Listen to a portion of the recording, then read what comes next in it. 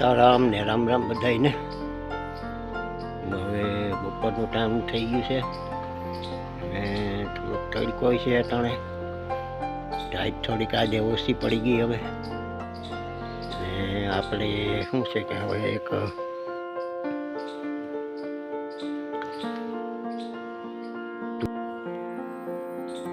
હવે આને શું છે કે આપણે બનાવ્યા ને 3-4 દિવસ થઈ ગયા અને ફૂંકાવા દીધા હતા. અને હવે શું છે કે આમ ખાખડી જેવા હાવ થઈ ગયા. જુઓ તમે બધા એમ કે ફૂંકાવા થઈ ગયા. અને હવે આપણે શું છે કે એને ભરી લઈએ. તમે પણ આ રીતે ગાયનું છાણ ને એમાં ધૂપ અને ઘી અને એ બધું મિશ્રણ કરી અને તમે પણ બનાવી શકો આવી રીતના. અને 3-4 દિવસ એને સુકાવા દો.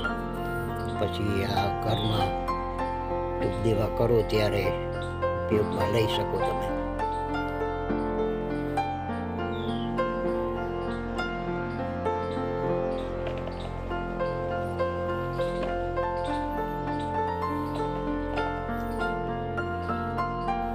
આ રીતે ડીંગલીઓ બનાવાય અને એને શું છે વ્હાઈટના જેમ આમ ઉપર આમ રખાય આમ.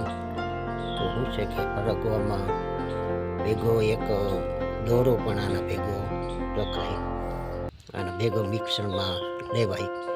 તો શું છે કે એ આપણે ઓલી અગરબત્તીના જેમ ઉપડી જાય, તરત સળગે. શું છે કે આપણે તમને એક સળગાવીને પણ એક બતાવશું. અને આમાં બધું મિશ્રણ કર્યું એ છાણ, ધૂપ, ઘી અને ગુલાબની પાખડીઓમાં નાખેલી છે, લીમડો નાખેલો છે. એ બધું શું છે આમાં મિશ્રણ કરેલું છે.